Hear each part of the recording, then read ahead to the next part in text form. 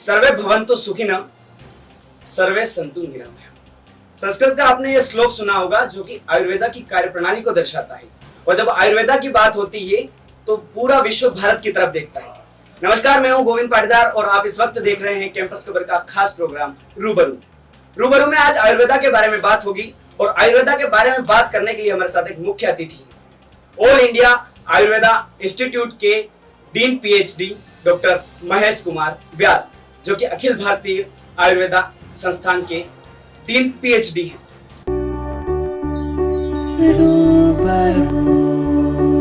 रूबरू, एक खास मुलाकात। सर बहुत बहुत स्वागत है आपका हमारे कैंपस में। सर आयुर्वेदा की जब बात होती है तो सबसे पहले तो मैं आपसे मोटा मोटी जानना चाहूंगा कि आयुर्वेदा है क्या, किस तरह से काम कर रहा है।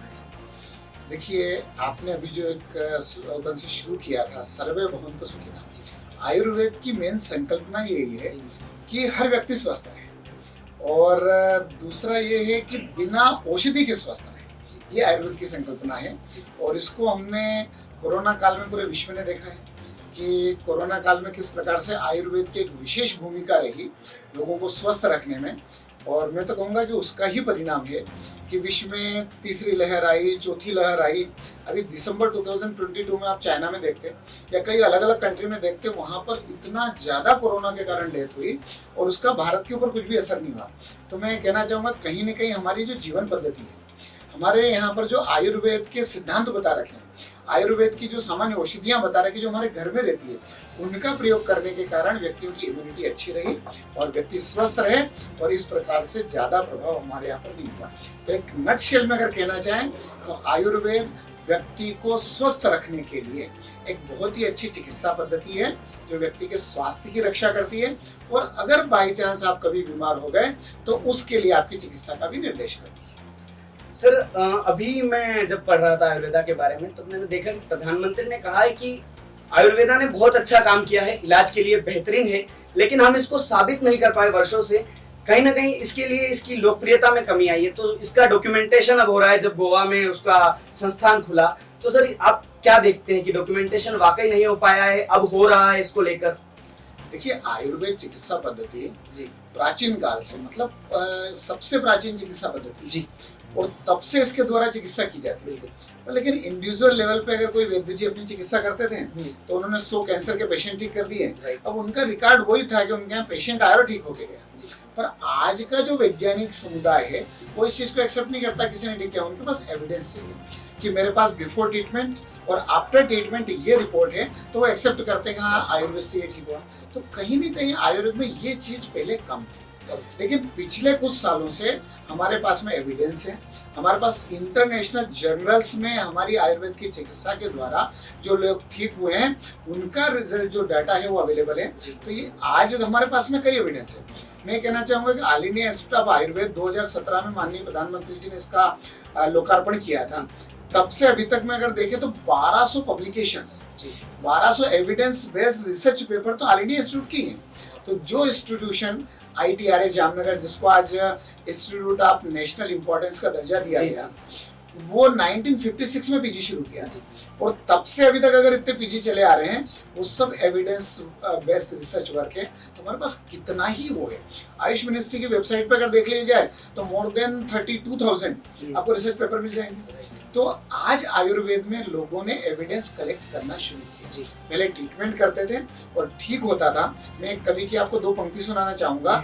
उसमें उन्होंने कहा था कि थे हार जाते अन्य देशी वैद्यवर्जिन रोग से, हम भस्म करते थे उन्हें बस भस्म के ही योग से। इसका मतलब है कि आयुर्वेद के चिकित्सक हमारे विदेशों में जाकर के भी चिकित्सा करते हैं। तो हम कहते हैं कि भारत राष्ट्र गुरु था, विश्व गुरु था। तो विश्व गुरु कहीं ना कहीं उसमें आयुर्वेद चिकित्सा पद्धति का भी रोल था कि हमारे चिकित्सक विश्व में जाकर के चिकित्सा करते थे। तो आज की डेट में अगर देखा जाए तो हमारे पास हर चीज का एविडेंस है। और उसका एक एग्जाम्पल मैं देना चाहूंगा, all India institute of Ayurveda corona काल में आयुर्वेद चिकित्सा के द्वारा, आयुर्वेद मेडिसिन के द्वारा जो लोगों का ट्रीटमेंट किया गया, उस हॉस्पिटल में एक भी व्यक्ति की डेथ नहीं हुई। मैंने जितने लोग वहां पर एडमिट हुए, हर एक व्यक्ति वहां से ठीक होकर के गया। इससे और बड़ा एविडेंस की आवश्यकता ही नहीं है। जो बिल्कुल साइंटिफिक वे में RT-PCR पॉजिटिव वाले पेशेंट आए, और दूसरी बात क्या, हॉस्पिटल में व्यक्ति वो आता है जिसको लगता है कि मैं घर पे अब मेरे को ठीक नहीं है, मैंने थोड़ा सा कंडीशन बिगड़ने लग जाती है, तो जो भी व्यक्ति हॉस्पिटल में आके एडमिट हुए वो वहाँ से ठीक होके गए, तो ये सबसे बड़ा एविडेंस है। तो मैं तो कहना चाहूँगा आयुर्वेद छोटी से छोटी बीमारी, सर्दी और खांसी ले लीजिए, और जिस बीमारी से पूरा विश्व परेशान था, कोरोना, नोवल कोरोना वायरस जो है उससे पूरा विश्व परेशान था, उसको भी ठीक करने में आयुर्वेद समर्थ है। तो इसलिए मैं कह सकता हूँ आयुर्वेद चिकित्सा पद्धति बिल्कुल प्राचीन काल से आज तक वैसी ही उपयोगी है, वैसी ही प्रभावी है। सर, आयुर्वेदा और योग एक दूसरे के पूरक हैं। आयुर्वेदा और योग को साथ देखा जाता है। आयुर्वेदा को तो अब यूएन में भी मान्यता मिल चुकी है, विश्व भर ने अपनाया है। सर, योग को लेकर क्या कहेंगे? निकटतम भविष्य इसका कैसा है? या फिर जो आयुर्वेदा की हम बात करते हैं तो आयुर्वेदा का कैसे देखते हैं, क्या रहेगा इसका भविष्य? देखिए, पिछले 7-8 साल से विश्व योग दिवस, इंटरनेशनल योगा डे मनाते हैं, और माननीय प्रधानमंत्री जी के प्रयासों से मोर देन मतलब मैक्सिमम कंट्री जो है उन कंट्री ने आयुर्वेद डे मनाना शुरू किया जी। और न केवल आयुर्वेद डे मनाना शुरू किया, अभी तो योगा डे मना करके योगा को जनरल पब्लिक तक पहुंचा। मतलब केवल डे नहीं मना रहे कि विश्व योग दिवस, केवल वो नहीं मना रहे, योग दिवस के साथ में वो स्वस्थ रहने के लिए योगा को अपना रहे हैं। तो ये एक बहुत अच्छी बात है कि भारत की जो संस्कृति है, भारत का जो चिकित्सा पद्धति है, भारत में जो स्वस्थ रहने के लिए पद्धति योग बताई है, वो आज पूरे विश्व में पहुंच रही है। और अभी 21 जून को अभी से तैयारी हो चुकी है, वहाँ पर 75 डेज बिफोर बड़ा कार्यक्रम करते हैं योग का, ताकि योग अधिकतम जगह पहुंचे। फिर 50 डेज, फिर 25 डेज, और फिर मेन योगा डे जो दिन है उस दिन इसका आयोजन करते हैं। तो मैं तो कहना चाहूँगा कि अगर व्यक्ति को स्वस्थ रहना है तो योगा अपनाना चाहिए। और योगा की एक विशेषता है, हम अगर बीमार हुए तो कोई भी मेडिसिन लेते हैं तो मेडिसिन कभी मिठाई जैसी तो होती नहीं, यानी व्यक्ति को ट्रीटमेंट करने में कितना कष्ट वो उठाना पड़ता है। अगर किसी की बाईपास सर्जरी करना है तो उसको उतने दिन एडमिट रहना पड़ेगा, एडमिट रहने के बाद उसका ट्रीटमेंट करना। लेकिन योगा एक ऐसी पद्धति है कि आपको बीमारी नहीं होने देता है, मैंने बिना बीमार हुए, बिना तकलीफ सही अगर आप स्वस्थ रह सकते हैं तो ये तो बेस्ट मेडिसिन या बेस्ट चिकित्सा पद्धति है। तो मैं हर एक व्यक्ति को कहना चाहूँगा अपने जीवन में योगा अपनाएं। सुबह उठ करके कम से कम 30 मिनट हर दिन थोड़ा सा योगाभ्यास करें, प्राणायाम करें, आसन करें। अगर ये करते रहें तो आप पूरा जीवन भर स्वस्थ रहेंगे। तो अगर आपको बिना मेडिसिन के, बिना डॉक्टर के, बिना चिकित्सा के अगर घर पे रह के स्वस्थ रहना है तो पूरे घर के व्यक्ति योगा को अपनाएं। सर, एक छोटा सा सवाल, छात्रों के लिए समर्पित जो है चैनल है सर, 12th के बाद जब अगर कोई छात्र सोचता है कि आयुर्वेदा जगत में अपना भविष्य बनाए या उसकी तरफ आकर्षित होता है, तो सर क्या संभावना रहती है 12th के बाद आयुर्वेदा के लिए? देखिए, अगर कैरियर अपने को देखना है तो मैं तो कहना चाहूँगा कि ये बेस्ट लाइन है।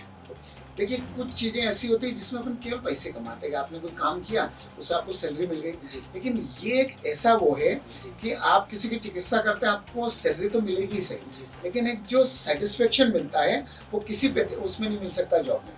कोई पेशेंट आपके पास आया बड़े तकलीफ के साथ में, दर्द के साथ कराहता हुआ, 4 दिन तक आपकी मेडिसिन ली और नेक्स्ट वीक वापस जब वो आता है कि मैं बहुत अच्छा फील कर रहा हूँ, तो वो जो सेटिस्फेक्शन अपने आप को मिलता है वो पूरी लाइफ भर तक रहता है कि नहीं, मैंने एक पेशेंट को ऐसा ट्रीट किया था, मैंने इसको ऐसे ट्रीट किया था। तो मैं तो कहना चाहूँगा कि अगर आत्मसंतोष, जैसे रामायण लिखी तुलसीदास जी, और तुलसीदास जी ने वो लिखने के बाद में रामचरितमानस के बाद बोला शांतस सुखाय तुलसी रघुनाथ गाथा। बोले जो रघुनाथ की गाथा मैंने लिखी है इससे मैंने खुद ने स्वांतस सुखा है, सुख का अनुभव किया है, और जो व्यक्ति इसका पाठ करेगा उसको भी सुख का अनुभव होगा। तो ये आयुर्वेद ऐसा है कि आपने ट्रीटमेंट तो व्यक्ति का किया, व्याधि दूसरे व्यक्ति की ठीक हुई, लेकिन संतोष जो है वो एक सेटिस्फेक्शन, खुशी, आनंद वो आपको अनुभव होगा। इसलिए आयुर्वेद में कहा गया कुचित धर्म, कुचित अर्थ, कुचित मैत्री, कुचित यश, कर्माभ्यास कुचित चेति, चिकित्सा नास्ति निष्फला। आपने अगर चिकित्सा करी है तो वो निष्फल हो ही नहीं सकती है, आपको कुछ न कुछ तो उसके द्वारा मिलता ही है, नहीं कुछ तो अच्छी मित्रता मिलेगी। कोई व्यक्ति आपका फ्रेंड बन जाएगा, पूरी लाइफ भर फ्रेंड रहेगा। मंदसौर विश्वविद्यालय भी आयुर्वेद विभाग को चलाता है, आयुर्वेदा डिपार्टमेंट है हमारा जिसमें कई छात्र पढ़ाई करते हैं। सर, उनके लिए एक संदेश हो जाए। मैं उनको ये संदेश कहना चाहूँगा, स्काई इज द लिमिट। उनके लिए पूरा विश्व खुला हुआ है और आज आयुर्वेद के चिकित्सक की पूरे विश्व में आवश्यकता है। 30 से ज्यादा कंट्री में तो भारत सरकार ने MOU करके वहाँ पे चेयर स्टेब्लिश कर रखी है, मैंने वहाँ पर आयुर्वेद का कुछ न कुछ पाठ्यक्रम चलता है, कोई सर्टिफिकेट कोर्स चलता है, कोई डिग्री चलती है, डिप्लोमा चलता है। तो मैं यही कहना चाहूँगा कि अच्छे से आयुर्वेद की पढ़ाई करिए और पढ़ाई करने के बाद में पूरे विश्व में उनके लिए जो स्थान है, ये आयुर्वेद का गोल्डन एरा है। और अभी अहमदाबाद में कार्यक्रम हुआ था, तो माननीय प्रधानमंत्री जी ने बोला था कि हम 75 इयर्स आज़ादी का अमृत महोत्सव मना रहे हैं और 2022 से लगा करके 2047 तक ये 25 साल जो है ये आयुर्वेद का अमृत काल है। मतलब आयुर्वेद के लिए ये गोल्डन पीरियड है। तो आयुर्वेद का हर स्टूडेंट का भविष्य उज्जवल है। बस आवश्यकता है अपनी पूरी ईमानदारी से आप अच्छे से पढ़ाई करें और समाज को चिकित्सा के लिए नए नए जो है वो आपको वो निकाल करके फार्मूला दें, रोगों को ठीक करें। और अभी WHO ने विजिट करी थी दिल्ली में, तो उन्होंने कहा था कि आयुर्वेद चिकित्सा पद्धति अगर दूसरी चिकित्सा पद्धति के लिए साथ में मिल जाए तो हम विश्व में नया परिवर्तन ला सकते हैं। मैंने आयुर्वेद चिकित्सा के क्षेत्र में पूरे विश्व में क्रांति करने में सक्षम है। तो आयुर्वेद के सभी बच्चों को मैं कहना चाहूँगा, wish you all the best. उनका फ्यूचर बिल्कुल उत्तम है और ये उनके लिए गोल्डन पीरियड। चलिए सर, बहुत बहुत धन्यवाद, आप कैंपस खबर पर आए और आपने अपना ये जो ज्ञान है ये साझा किया। तो कैंपस खबर के दर्शकों, आयुर्वेद के बारे में आपने जाना और खासकर एक ऐसा विषय जिसे आज की युवा पीढ़ी बहुत कम जानती है और इसको लेकर आपको जानना चाहिए कि हमारे जो वेद है, ग्रंथ है, उन्होंने आयुर्वेद को किस तरह अपनाया है। इसके साथ ही आपके साथ कुछ और ऐसे ही एपिसोड हम साझा करेंगे। आप देखते रहिए कैंपस खबर। धन्यवाद।